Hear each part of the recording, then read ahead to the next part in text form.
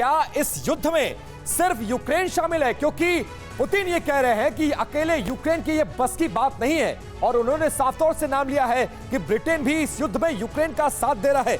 लेकिन सवाल ये है कि मॉस्कोवा के बाद दूसरा बड़ा युद्धपोत जिस पर यूक्रेन ने हमला कर दिया है और ये सीधे सीधे पुतिन को चुनौती के तौर पर माना जा रहा है। ऐसे में अब पुतिन क्या करेंगे, इस पर पूरी दुनिया की निगाह है, क्योंकि जब जब इस तरह के बड़े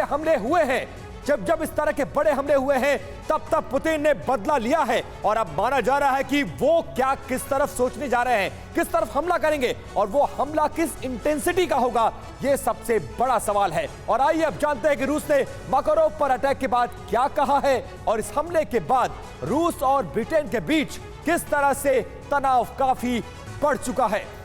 तो आपको बताते चले कि ब्रिटेन की मदद से यूक्रेन का ये अटैक है, ये आरोप लगाया गया रूस की तरफ से। क्या आप मुद्रा लोन के लिए दर्जनों बैंक जाकर थक चुके हैं? आसानी से 10 लाख मुद्रा लोन कैसे प्राप्त करें सीखना है? तो फ्रीडम ऐप को अभी डाउनलोड करें। यूक्रेन ने काला सागर के बेड़े पर एक बड़ा ड्रोन हमला किया है जिसमें माकारोव जो बड़ा युद्धपोत है वो उसको भारी नुकसान पहुंचा है। यूक्रेन के हमले में वॉरशिप को यह नुकसान पहुंचा है, इसकी रिपोर्ट सामने आ चुकी है, वीडियोस भी आ चुके हैं। रशियन वॉरशिप पर हमले में ब्रिटेन का भी हाथ है, पुतिन ये साफ करते हुए नजर आ रहे हैं। यूक्रेन ने ब्रिटिश सेना की मदद से यह अटैक किया है क्योंकि उनको नहीं लगता है कि यूक्रेन इस तरह का अटैक करने में अकेले सक्षम है। वॉरशिप पर अटैक के लिए 9 ड्रोन्स की मदद ली गई है। बाकायदा इंटेलिजेंस था कि कहां पर यह प्लेस है और ड्रोन से अटैक किया गया। पिछले महीने गैस पाइपलाइन अटैक में भी ब्रिटेन का भी हाथ था, इस तरह के आरोप लगे थे। ऐसे में बड़ा सवाल यह कि क्या इस हमले के बाद रूस और ब्रिटेन के बीच सैन्य टकराव की आशंका है? पहले से ही यूक्रेन के साथ युद्ध में है वो, और इस बीच ब्रिटेन का बीच में आना और क्या ब्रिटेन से भी अब युद्ध के हालात बनेंगे? बहुत सारी और डिटेल्स हैं जिसके लिए सुरभि का रुख कर रहे हैं। सुरभि, बिल्कुल, ये कई बड़े सवाल हैं। हालांकि रूसी मीडिया में इसको लेकर कैसे खबरें आ रही है, मनीष हमारे सहयोगी लगातार हमारे साथ है।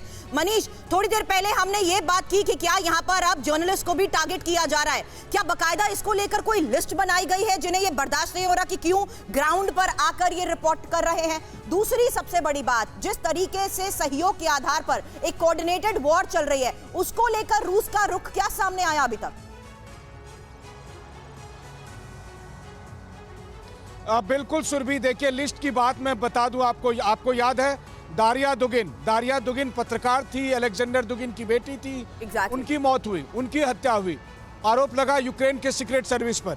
श्वेतलाना को गोली लगी है, इस पर भी संदेह है यूक्रेन के सीक्रेट सर्विस का, क्योंकि यूक्रेन के सीक्रेट सर्विस ने ऐसे बहुत सारे पत्रकार, चाहे वो विदेशी हो चाहे रूस के हो, जो डोनबास जाकर रिपोर्टिंग कर रहे हैं और जो क्रेमलिन का पक्ष प्रभावी तरीके से रख रहे हैं, उनके नाम की एक डेथ लिस्ट निकाली है। और उसी डेथ लिस्ट में से अगर एक के बाद एक पत्रकार निशाने पर जा रहे हैं तो बिल्कुल मनीष, और ये साफ लग रहा है कि जो भी पुतिन के करीबी है शायद उनको लगातार टारगेट किया जा रहा है और ये सब कुछ एक सोची समझी रणनीति के तहत हो रहा है। क्या आप मुद्रा लोन के लिए दर्जनों बैंक जाकर थक चुके हैं? आसानी से 10 लाख मुद्रा लोन कैसे प्राप्त करें सीखना है?